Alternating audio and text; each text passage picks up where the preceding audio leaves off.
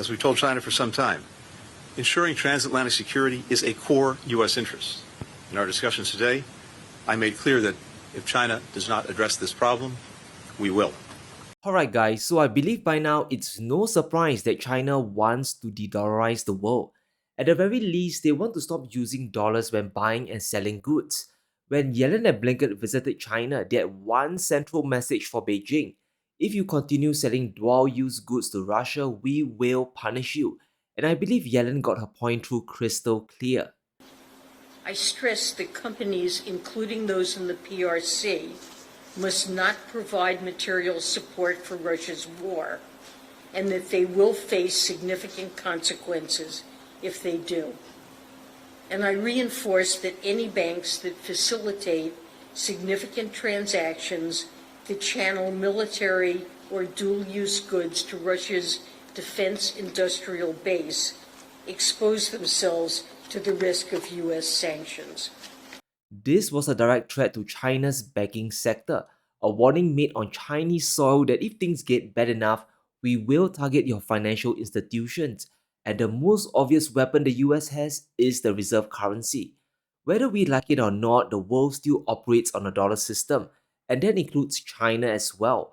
While 90% of Beijing's trade with Russia is in local currencies, that's not true globally yet. America's ultimate weapon against banks is simple but deadly. Cut away their access to US dollars. It doesn't even have to be a confiscation of assets. If Yellen blocks Chinese banks and companies from dollar transactions, it's a huge problem. We might see costs going up, and some countries might even decouple away because of US sanctions. And that's why Beijing has to build an alternative system that can't be targeted. How do we create a platform that the US can't target? An avenue to facilitate trade with our partners in the event of US dollar sanctions. And guess what? They are about to bridge the gap. Hong Kong, which is part of China, let's not forget that, has officially launched their digital yuan payment platform. And this pilot program should keep Janet Yellen up at night. It's the first launch of the digital yuan beyond mainland China. Beijing is rolling it out in Hong Kong first, which is a global financial center. From there, it will propagate out to the rest of the world. Eventually, China's trading partners will start using it. Russia, Saudi Arabia, Indonesia, and the BRICS will start embracing the platform. Not really because they love China, but because it's an alternative system away from the US dollar. The more countries stop using the dollar, it robs the US of their greatest economic weapon, and that is the power of financial sanctions. The ability to block transactions whenever they want. Brazil, in our hemisphere, largest country in the Western Hemisphere south of us, cut a trade deal with China. They're going to, from now on, do trade in their own currencies, get right around the dollar. They're creating a secondary economy in the world, totally independent of the United States. We won't have to talk about sanctions in 5 years because there'll be so many countries transacting in currencies other than the dollar that we won't have the ability to sanction them. And that's from Senator Rubio, and he's absolutely right. Countries like Brazil are already transacting in China's local currency, the yuan. The more this network effect happens, the less power Yellen has to sanction the world. The pilot program is rather interesting. People in Hong Kong can open digital yuan wallets with major Chinese banks to transact in the CBDC. This allows buyers to pay merchants in mainland China directly. The banks involved include the Bank of China and ICBC Bank, and these are the equivalent of Citibank and JP Morgan in the US. China is integrating their biggest banks into the scheme, and you'll quickly understand why. There's a misconception that Chinese banks are rural and they're small, that their existence is only to serve peasants and farmers. That isn't the case. These are some of the biggest institutions in the entire world. According to S&P, based on total assets, Chinese banks are in the top positions. ICBC is number 1 while JP Morgan is only at 5th place. And this should tell you the size and reach of banks in China. They are simply enormous. By rolling out the digital yuan to Chinese banks, Beijing has made a very powerful chess move against the dollar. It allows countries to transact seamlessly and in secrecy using the CBDC. This is most likely a private ledger system where only the issuer and the user are aware of the transactions. It will be extremely difficult for third parties like the US Treasury, Janet Yellen, to monitor who sells what or who buys what. It's just a matter of time before countries start embracing the digital yuan, especially as we move towards a multipolar future. China's biggest bank, ICBC, just opened a branch in Saudi Arabia last year. The bank has a physical presence in Riyadh, which should tell us that bilateral transactions are already happening. A few months later, China and MBS they signed a currency swap deal worth $7 billion or 50 billion yuan. Saudi Arabia now has a big supply of the Chinese currency to use.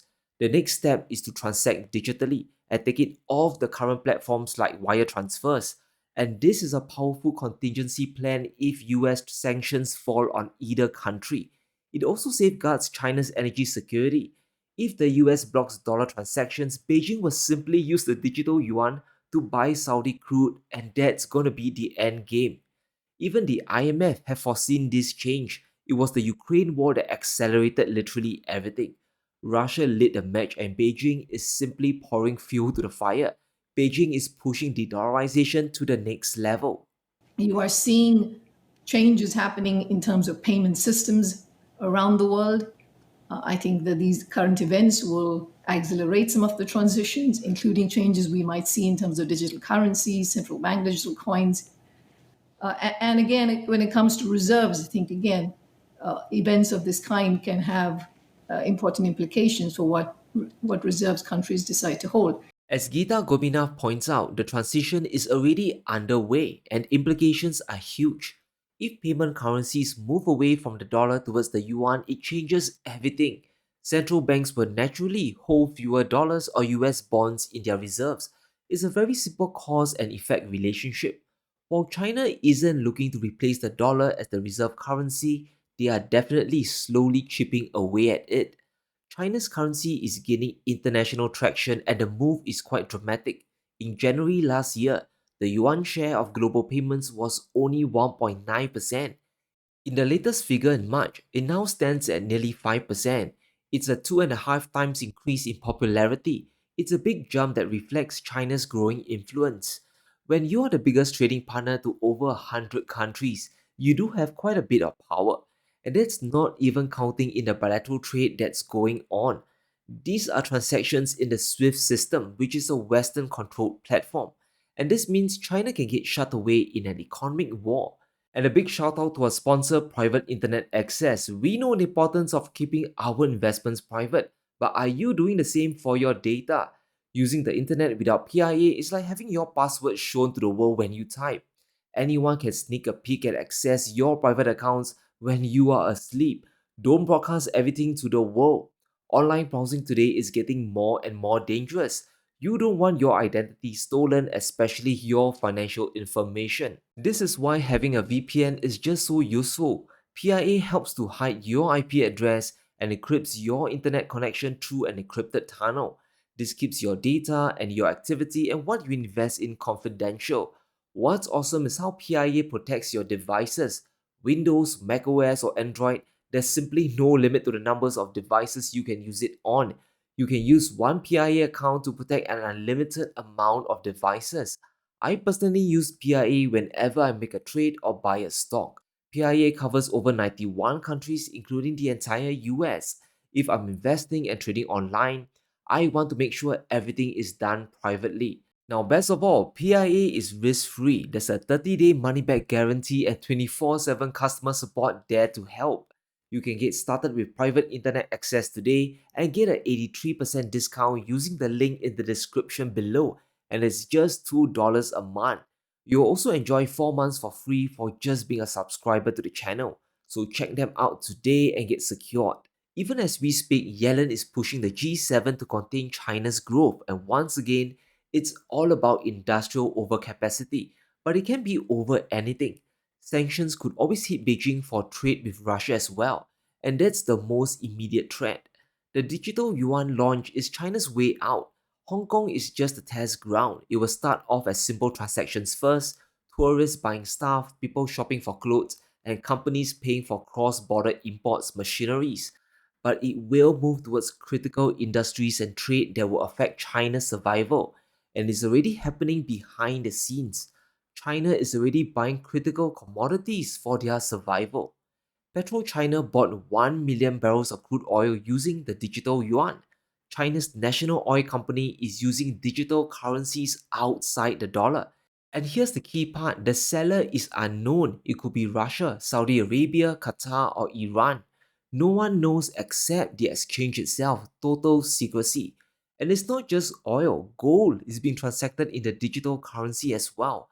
And once again, this is being done through the Chinese banks. The Bank of China processed a $14 million deal. They sold gold to an overseas buyer, and this cross-border settlement was done in the digital yuan.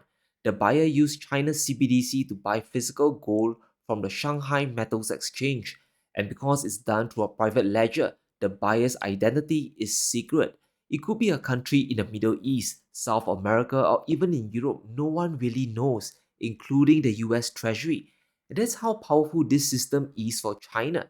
It's another de-dollarization tool in their arsenal.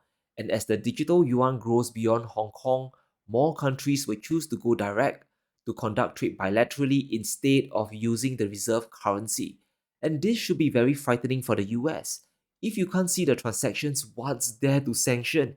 You have literally no idea who is buying from or selling to China. You have to waste a ton of money to check through each rabbit hole. It's just not feasible. This is a big threat to US economic hegemony, and even Fed Chair Jerome Powell knows it. And in light of the tremendous growth in crypto assets and stablecoins, we are examining whether a U.S. central bank digital currency would improve upon what is an already safe and efficient domestic payment system. As our white paper on this topic notes, a U.S. CBDC could also potentially help maintain the dollar's international standing. This is where China is pulling ahead.